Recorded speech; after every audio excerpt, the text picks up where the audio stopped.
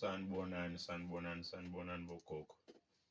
Sanibonani namuhla. Sanibonani bogogo namuhla siyanamukela. Laba sibukeleyo, silalileyo lemakhaya. Sila kwa Dr. Lelo ethuthuka ucendane lenyangeni. Lapha sitawugaya muthi webhizinisi. Umuthi lo wenza le business lakho olukhulu lidlodlobale libheke phambili.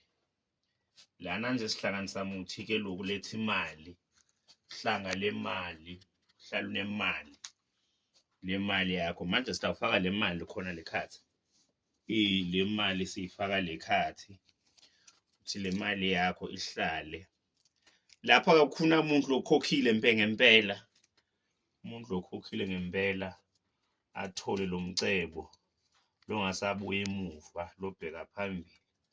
Mawuthi nje le mali yakho iphele ezandleni.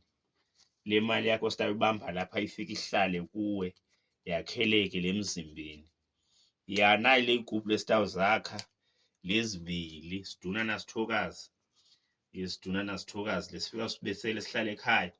Usibethele uhamba naso ube nelihlanga lemali. Phumeleleke. Phele kuhlupheka ebantwini. Ngingachomeki ku government but lumfazi philise bathi vukuzenzele kodwa kufuna ukuthi sikunika amandla. Ngiyabonga. Makhosi.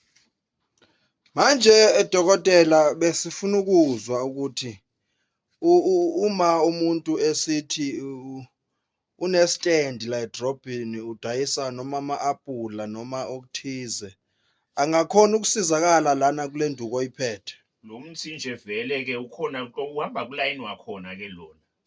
Lo mthi nje uyageza lapho nje uyafutha. Vele labantu awubona le line ingathi nje vele abantu bahamba bayehola.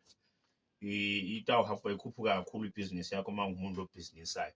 Mawungumuntu onama-taxi ivele nje ayihambi le taxi yakho ingenamuntu. Uyagcwala nje lapho. Mawukune shop lesitoko sakho ufuna uye kabili edolobheni. Ungathengi lokuncane ngisho nalabe stand kuhlale kukhona lokuthengisa ukudayisayo kungapheli ngoba lo muntu utawugilela imikhuba. Makhosi. Siyakuzwa dokotela. Lokhu othi yena umuntu osebenza ngemoshwale phela une funeral manje i-office abantu abangeni mani kuhamba kancane. Ungakhuluma uthini kuyena ngale nduku? Lapho nje vele engathi ngabantu labatawuthenga igrocery labatawungena kule khathi kule ndawo engathi nje lo sebenzela kuyo. Bantu batawungena engathi ngabantu labazawuthenga le grocery. Labazawungena lapho bekhwala ibhizinisi lakho. Bathi ke mabakhuluma abantu bathi stock ngeke siphele.